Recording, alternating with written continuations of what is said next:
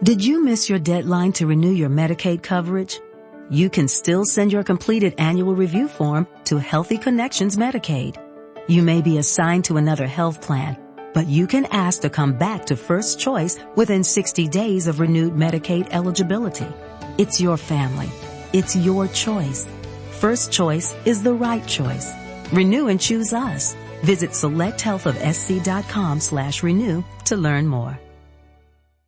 With Lucky Land Slots, you can get lucky just about anywhere. Dearly beloved, we are gathered here today to... Has anyone seen the bride and groom?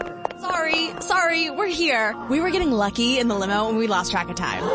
No, Lucky Land Casino, with cash prizes that add up quicker than a guest registry. In that case, I pronounce you lucky. Play for free at LuckyLandSlots.com. Daily bonuses are waiting. No purchase necessary. Void where prohibited by law. 18+. Terms and conditions apply. See website for details. Program is transcribed. Ellery Queen.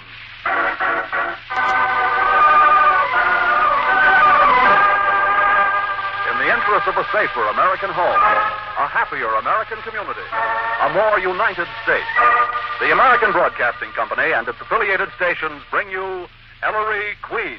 I dedicate this program to the fight against crime. Not only crimes of violence and crimes of dishonesty, but also crimes of intolerance, discrimination, and bad citizenship. Crimes against America.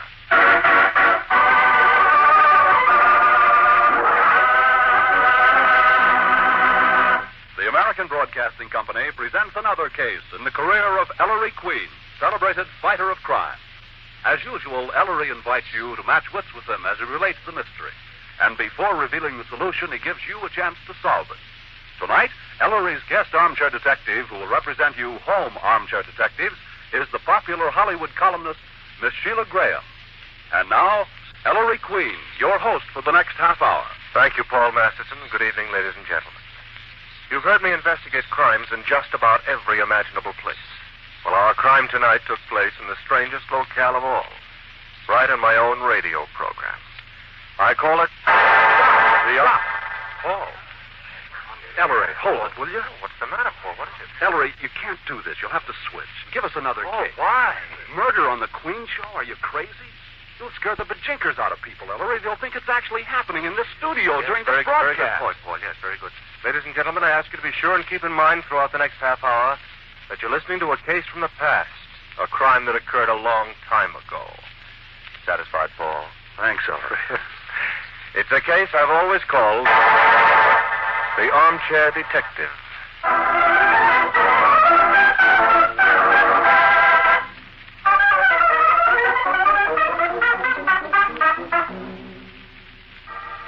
Veteran Queen fans will recall that in the early days of our radio show, as today, I invited some well-known person to come to the studio and sit in the guest detective's armchair. Then, as now, it was usually fun. But on the night I had in mind, things didn't quite go in the usual way. That night, about 15 minutes before we were scheduled to go on the air... Everybody got the cuts? I think so. Still, how are we on time? We'll have to pick up 15 seconds, Ellery. Oh, Go on, Ted, and fill the back again. All right, coming then. Who is it tonight? Dr. Monty McKing. Who? You know, the college professor who has his own radio show. McKing's English. Oh. Correct English crusader. That's right. Better brush up on my grammar. After you, Nikki. Thanks. Bill? It's Miss Porter again. Dr. McKing, Ellery Queen in the body. How do you do, sir? I'm almost afraid to answer, Dr. McKing. I might hang a participle or something. Darling. Oh, Rosemary, I'm sorry. My dear, may I present Mr. Ellery Queen. How do you do, Mr. McKing? And, this character is my brother and business manager, Bud McKing. Oh, hello there. I think our paths have crossed in radio, Bud. As a small business. Say, Ellery, seeing that we're pals, how about tipping Monty off to tonight's solution? Oh, sorry. Brad, we are rebuffed. Right. And, yes, sorry, Elsie. My secretary, Miss Woolen. Miss Woolen. This is really a thrill, Mr. Queen. I'm a dyed-in-the-wool Queen fan. Why isn't that nice, Thank you, Ellery? Miss Woolen. Oh, Dr. McKim, we haven't too much time. Shall we go into the guest detective room? Monty, bodies to sit in a special room, Mr. Queen? Right in here, Mrs. McKing. All right, isn't it? You see, we try to duplicate a home atmosphere. Oh, Nicky, would you pour me a glass of water, please? My throat's dry. You know, you can't see the broadcast in this room. Oh, is that so? You just hear it, as you would in your own home. Program's piped in here from the control room, Monty. You get it through that loudspeaker. Well, how interesting. Oh, so I see, but at the proper time, Mr. Queen, I take it I extemporize in that microphone above the table? Yes, Doctor. Yes, it's strictly an ad-lib spot. Immediately after my announcement on the air that I know who committed the crime, Nicky and I dash into this room from the studio, seat ourselves on the other side of the table from you, and then we hold a three-cornered post-mortem over the court. Not Dr. McKing's corpse, I hope. Elsie, do I detect an unconscious secretarial wish to achieve my destruction? Marty, I don't find that a bit funny. Don't come, Rosemary. But, Mrs. McKing, I didn't mean Oh, right, Nicky, yes. I should explain no one's allowed in this room but our guest of the evening. So, Nicky, if you'll show the rest of Dr. McKing's party into the client's booth. Oh, certainly. This I thought you would be... Good luck, John. Now, if you get thirsty during the broadcast, Doctor, here's a pitcher of water right on the table. Oh, yes, thank you. Oh, Phil. Yes, Ellery? How about a quick level? Whenever he's ready. Uh-huh. All right, if you'll be seated, Dr. McKing. Yes, thank you. And say something into the mic, anything at all. Just the voice level, say.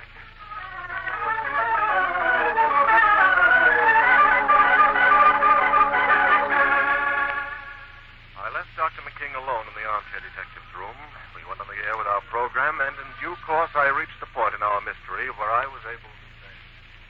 But, Ellery, do you mean to say... Yes, Dad. Now I know who committed the murder.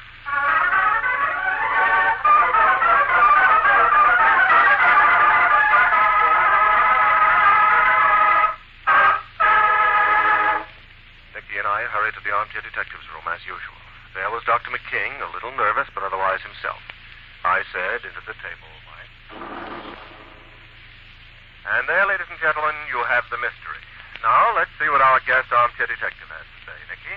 And tonight, ladies and gentlemen, our guest is the famous Dr. Monty McKing, founder and leading light of that popular radio program, McKing's English. All I can think of at this moment, Dr. McKing, is McQueen's ignorance.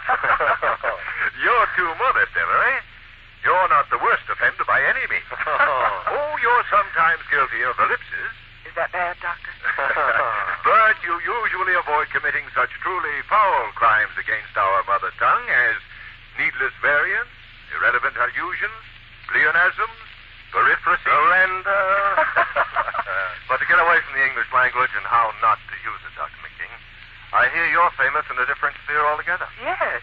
You're said to be able to whip up a mean bouillabaisse, Doctor. Oh, yes, Nicky. I am an enthusiastic amateur chef. Doesn't your wife resent it? On the contrary, Nicky, Mrs. McKing is only too happy to leave the solution of our household's culinary mysteries to me. Ah, talking about solving mysteries, Dr. McKing. Oh, dear. I find that drought has suddenly attacked my vocal cords. Simple, we'll irrigate them. Nicky, will you oblige? I'm way ahead of you, Ellery. Here you are, Dr. McKing. A nice wet glass of water. Spoiled. Thank you. Now, as soon as you're through oiling your larynx, Doctor, suppose you tell us who committed the murder in the police commissioner's office. Oh, what's the... don't let the water glass worry you, Doctor. Who committed the murder... Ellery, he's... Too nervous to speak, eh, Dr. McKing? Well, it happens to the best of us. In just a moment, I'll give the solution to tonight's mystery, but first, here is...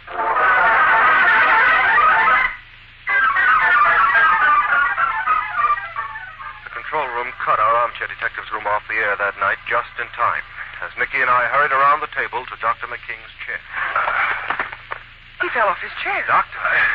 Queen, I'm poisoned. Poison? By what, Dr. McKing? What's that? Search Rosemary. Doctor? Search Rosemary. That's his wife. Dr. McKing. Ellery, call a doctor.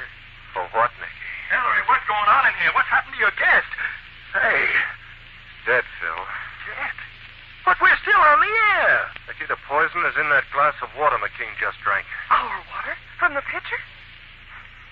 Pitcher's loaded with it, too. Smell this, Phil. Huh? Oh, what am I doing? Ellery, Ellery, for the love of Mike, we're still on. You've got to finish the show. Solve the murder. Yes, solve the murder. Phil, have this room guarded till we're off the air. Nikki? Yes, Ellery. Back to the mic. I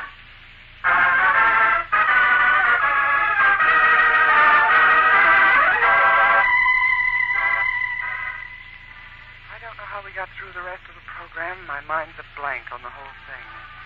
But the minute we went off the air that evening, Ellery hurried back to the guest room to solve a very different kind of murder. The murder of his own armchair detective. No.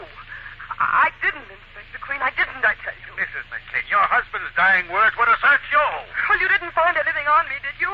The idea of murder's ridiculous. Queen, my brother probably committed suicide. Impossible, Bud. The poison that killed him comes only in liquid form, so it must have been in the container. And there's no poison container of any kind, either on Dr. McKing's body or in this room. Inspector. Billy. I found it. The bottle's empty, Inspector, but smell it. This is it, all right. Sergeant, where'd you find that bottle? On the floor of that glass-enclosed booth where Mrs. McKing, Bud McKing, and Miss Woolen were watching the broadcast, Maestro. The client's booth? Oh, Nikki, feeling better? Oh, yes, Ellery. Well, no one else was in that booth, Inspector, just his wife, his brother, and his secretary. Sort of simplifies it. Ellery, you sure the water in this picture was okay when the McKing party first came in here with you and Nikki? Before we went on the air? Positive, Dad. Oh, Inspector, Ellery drank a glass full of it himself. So one of these three dropped the poison into the pitcher before Miss Porter escorted him out. Disposed of the empty bottle in the booth. Afraid we forced the poisoner's hand, Nikki, by sending them into that booth. Mrs. McKing, it looked as if your husband had noticed you fooling around with that pitcher. If Marty had seen me drop poison into the water, would he have drunk any of it? Rosemary's got a point there, Inspector. He probably didn't get the significance of what he'd seen until he realized he was poisoned. But when he does realize it, he says to search you for the bottle. But why should I murder Marty? I loved my husband. I loved him dearly. Life won't be the same.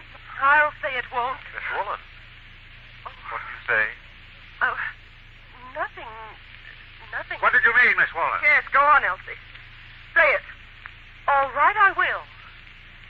Dr. McKing was the kindest husband in the world to her. And all she cared about was money. Money for clothes, furs, and jewelry. And when he had to close down her charge account, she poisoned him. Out of revenge. Huh, Miss Woolen? No, for his estate. His will leaves everything to her. That's why Mrs. McKing poisoned him. For his money. Well, Mrs. McKing? What can I say, Mr. Queen, that I'm innocent? I've already told you that a dozen times. True, I've been extravagant, and I was angry when Monty clamped down on me, but commit murder for money? The man I loved? Ellery, come out with me a minute. Oh, yes, Dad. Shut the door. Well, shut it. It's shut, Dad. Oh. Well, these blamed radio doors. What do you think, son? I don't know. King did put the finger on his wife. Well, may have been no more than a stab in the dark, Dad. Certainly not enough to hold her on. I think I'll send her home. Have Beely Gumshoe the house on the QT. Might send Nikki home with her, too. Good idea, Dad. She could snoop out information where they wouldn't give us the time of day. Blast it. Sure, but what? Well, Dad, ever since McKing said search Rosemary, I've had the weirdest feeling that he meant something else? I don't know.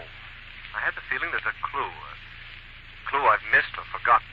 A clue that ties in with McKing's dying words. Maybe something that happened during the... Of course. You've got it? No, Dad. No, but I know where I can get it. Talk sense, son. Well, they always make recordings for the Queen shows, Dad. Now, you go ahead with your plans. I'm going to take a recording of tonight's show home and play it back. All night, if necessary. To spot that... whatever it is.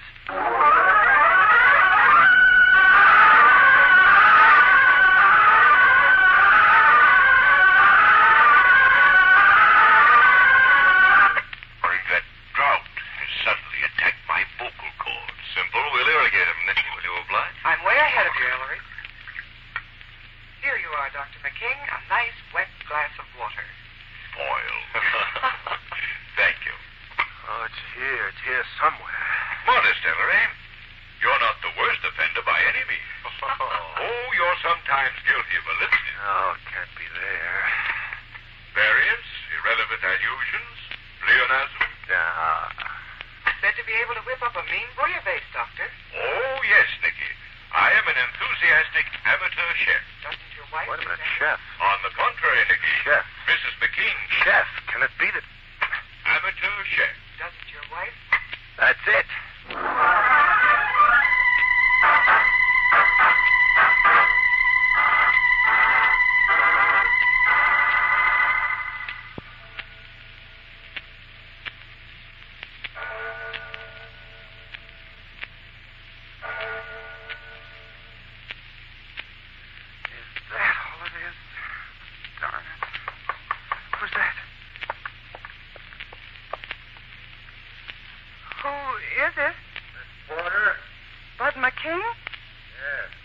come in?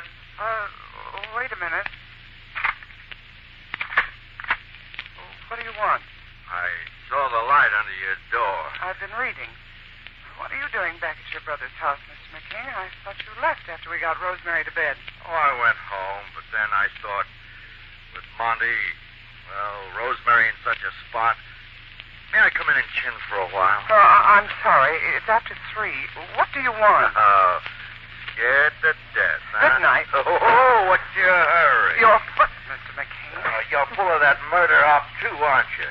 Has he made you afraid of me? Please take your foot away. I want to go to bed. Don't think Ellery's pulling the wool over my eyes. You're a spy. He planted you here. Let go of the door! Monty wasn't murdered. It was suicide. You've been drinking. Get out. I know what you think, that I'm in love with Rosemary, that I killed my brother to get his wife. If you don't go Well, away... it's a lie. There's never been a thing between Rosemary and me. Not a thing.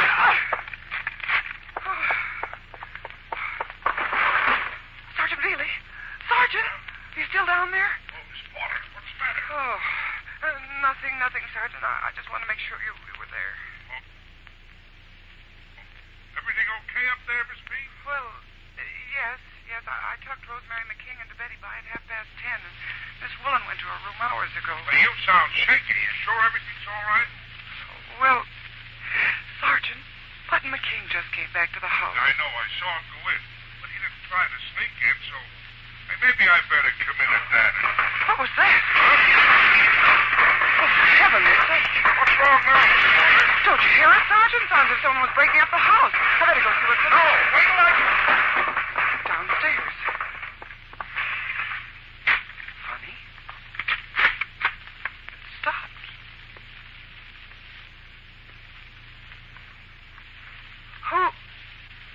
Who's that downstairs? What happened? Where's the dickens is the light? Ought to be around here.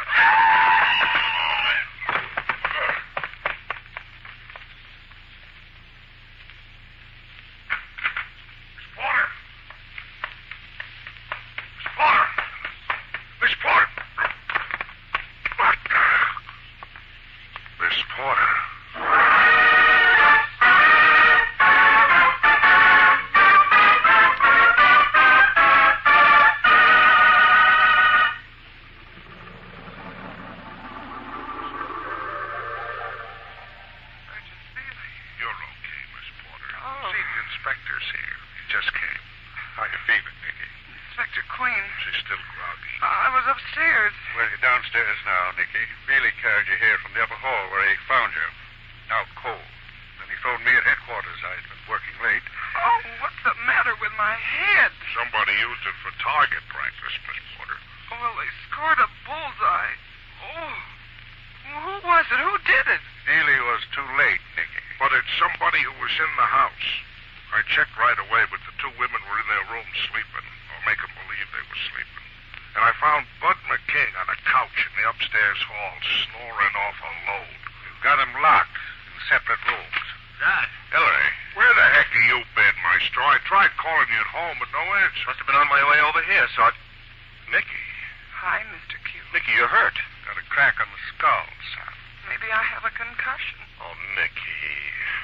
Ellery, hold me close. Baby. Well, what are you two standing here for? Didn't you call a doctor? Nicky, honey. Closer. Oh, she's okay, Maestro. I am not, Sergeant. Why, you... Oh. Nicky, what were you doing? Snooping. Why? Well, I heard someone going berserk in some room downstairs. Really? By the time Nicky got out into the upstairs hall, it was all over, and she bumped into whoever it was, in the dark. He grabbed her. Downstairs. The kitchen, wasn't it? How'd you know? I want to see it. Which way? Come on. Hey, wait for me. Hurry up, Nicky. Wouldn't care if I dropped dead right in this spot, Ellery. Probably too late. I should have foreseen that the killer would want to... What are you talking about, Ellery? Here gets me half killed. Here's the kitchen, And Maestro. then he won't even wait. Well, for the... Look at this place. A wreck. Dishes broken, furniture knocked over. A search or something, but what? And why in the kitchen? Remember Dr. McKing's dying words? Search Rosemary. Meaning his wife. Not necessarily. Not his wife? But Ellery, Rosemary. That's Mrs. McKing's first name, son. It's also the name of something else. Dr. McKing was an amateur chef, an enthusiastic cook. And this ought to be the spice cabinet. Spice cabinet. Got that crack on the head anyway. Old cloves, thyme, mace, marjoram, sage, basil, nutmeg, old ginger. Ah, look. Rosemary. Huh? Rosemary. And herb used in cooking. When he said search Rosemary, he meant to finish a sentence. Or search rosemary jar in spice cabinet or something like that. Search Rosemary jar? Well, search it. If I'm right, there'll be something in this jar, unless the searcher beat us to it. He missed it. There is. A wad of typewriter paper. Letters the king left it. What's it say, Ellery? Oh, dated 10 days ago. Due to a recent disturbing episode, I am writing this note as a precaution.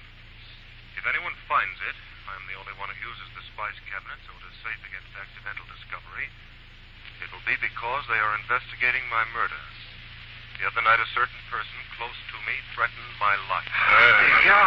I was inclined to at first dismiss it as hysteria. Now I am not so sure. If anything happens to me, the person who threatened to kill me was... Oh, Ellery. Come on, Maestro. Elsie Woolen, my secretary. Signed Monty McKing. Billy, get that Woolen girl down here.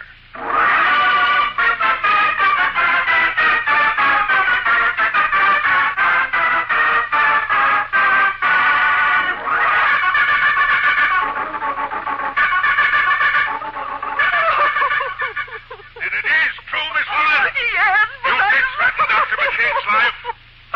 Yes, but I can't. Believe you threaten him. Come on, why? Tears. Nikki, you tackle her. Me? Give her some of the old Porter treatment. You know, the kind you use on me. I hope I have better luck with her. Miss Woolen. Elsie. Oh, Miss Porter, they just don't understand. Yes, well, they're men, dear. But, Elsie, they'll find out eventually. It's much better to tell the truth. They're really not ogres. You can't blame them, dear. If you refuse to talk, it looks as if you have something to conceal. Why not tell the whole story? Come on now. I loved him. Secretary loves both. Nikki, shut up. I kept it locked up for so long. But one night it came out. Monty told me he loved his wife. I guess I said some foolish things. But I didn't poison him last night. I didn't. You can't prove I did because I didn't. Try to prove it. Go ahead, try. Hey, all right, Feely. She's not going anywhere. Because she's right. We can't prove it. All this does is to uncover another possible motive. This is a toughie. This would be about the time for the great Ellery Queen to come up with one of his miraculous solutions, wouldn't it? Why, Nikki, how did you know? Oh, no. Ellery. Yes, Dad. Now I know who murdered Dr. McKing.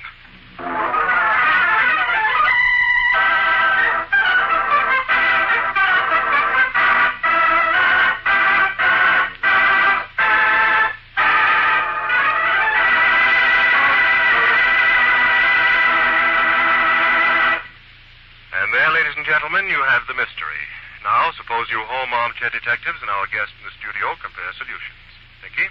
Ellery, I'm happy to introduce the charming proprietress of one of Hollywood's most popular syndicated columns, Miss Sheila Graham. Good evening, Miss Graham, and welcome to the armchair. Thank you, but after listening to your mystery tonight, I'm a little worried about occupying this post. Oh, you had nothing to be afraid of. Perhaps you'd like a glass of water to help you relax. Heavens, no! That's the last thing in the world I'd want. I can't say that I blame you. But now suppose we get down to business. Tell me, who do you think is the criminal in tonight's story? Well, it's very complicated tonight. Sure. But I think Miss Woolen, the secretary, did it. I see. And See, your it was a very subtle murder. It takes a smart girl to murder a man like that, and took a lot of preparation.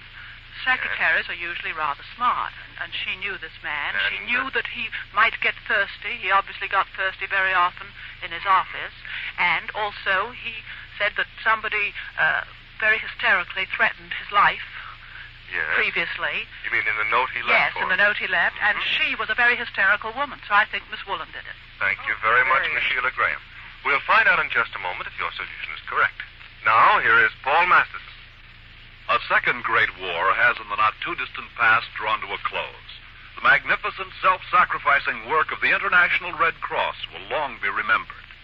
At home, the American Red Cross has always been on the job whenever disaster struck, whether it was a tornado, earthquake, fire, or flood. It is our duty and our privilege to help make the 1948 Red Cross campaign the best ever. The quota is set at $75 million.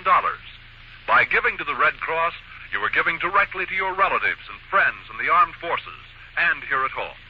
Let's make 1948 the banner year in donations to the American Red Cross.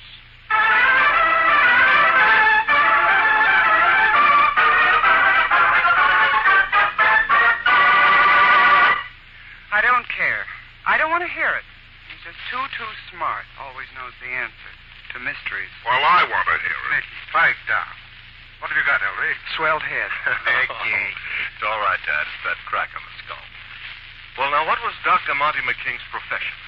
What was he most famous for? His radio program. McKing's English. Authority on the correct usage of the English language. Then let's take another look at that note we just found in the rosemary jar. I quote, "Due to a recent disturbing episode, I am writing," and so forth. Something wrong there, Maestro? Oh, Sergeant, due to in that sentence is hopelessly incorrect. Oh, it is, huh? It should read because of a recent disturbance. I'm writing and so forth. Due to can never be used adverbially. Is that so? And this, if anyone finds it, it'll be because they are investigating my murder. Anyone must be followed by he. One can't possibly mean the plural. Oh, Miss Porter is with us again. Yes, Nicky. Another mistake. And this, I was inclined to at first dismiss. A split infinitive. A split in what? In other words, this short note, purportedly from the pen of an authority on correct English, reveals not one, not two, but three of the commonest errors of usage. Incredible. Conclusion, Dr. McKing did not write the note. It's a phony. I mean a forgery. And since the note was not written by Dr. McKing, it was not left in the rosemary jar by Dr. McKing either. Someone else left the note in the jar, obviously the real writer of the note, the forger. But, Ellery, why? What was accomplished by it? Well, a great deal, Dad. It made us believe that the word rosemary in Dr. McKing's dying statement, "Search Rosemary," meant rosemary the herb rather than rosemary the name of a woman. And who gains by our thinking that the victim was not accusing a woman named Rosemary, but was merely telling us to look for a note in a spice jar? Only Rosemary McKing herself. She did poison her husband. Tried to twist his accusation of her to mean something entirely different, because she had a guilty conscience. So tonight, after I put her to bed, she forged her husband's signature to a note accusing Elsie Woolen, then sneaked downstairs, left the note in the rosemary jar as a blind... And then Nicky deliberately led us to that jar. Hey, wait a minute. Led us to the jar, Maestro? Well, by wrecking the kitchen, Sergeant. What was that but a clever device to draw our attention to it? To make us search it and find her plant in the rosemary jar. And then on her way back upstairs, she bumped into me in the dark and let me have it.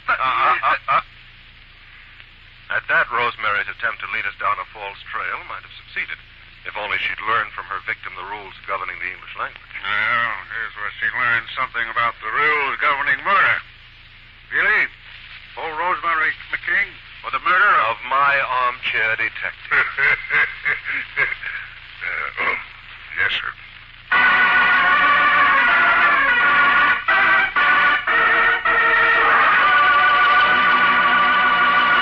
And there, ladies and gentlemen, you have the solution to our mystery.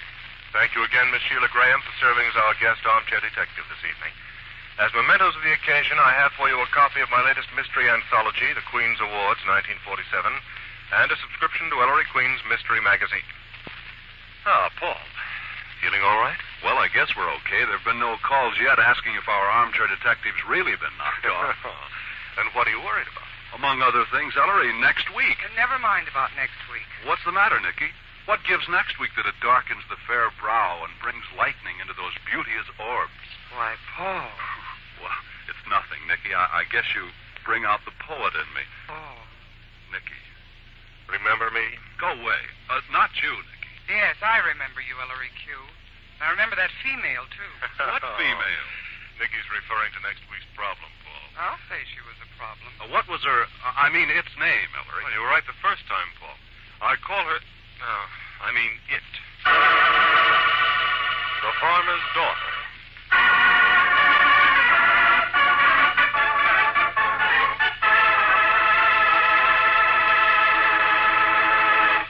This is Ellery Queen saying good night until next week, and enlisting all Americans every night and every day in the fight against bad citizenship, bigotry, and discrimination, the crimes which are weakening America.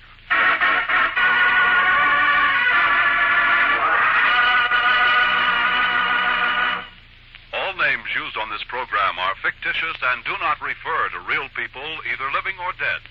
Among the members of tonight's cast were Larry Dobkin, Herb Butterfield, Kay Brinker, Alan Reed, Joan Banks, Bill Johnston, Charles Seal, Ann Morrison, and Joe Kearns. Music was by Rex Corey, direction by Dick Woolen, entire production under the supervision of Ellery Queen.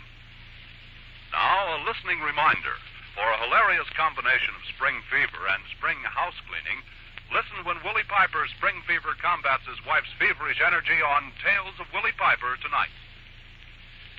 The preceding program came to you by transcription.